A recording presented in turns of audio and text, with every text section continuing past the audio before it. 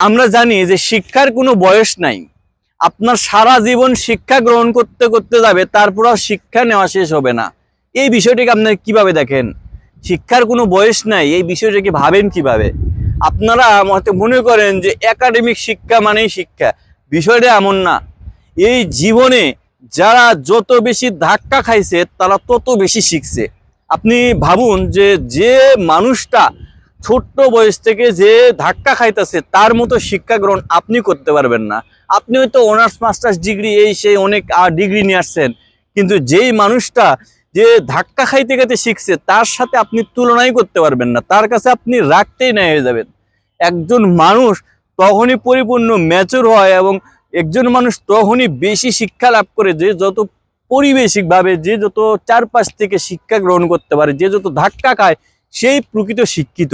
আমি তো মনে করি শিক্ষিতর সংজ্ঞা বলতে এটাই, যে যত ধাক্কা খেয়ে শিখবে সেই পরিপূর্ণ শিক্ষিত। একাডেমিক শিক্ষা এটা কোনো ফ্যাক্ট না।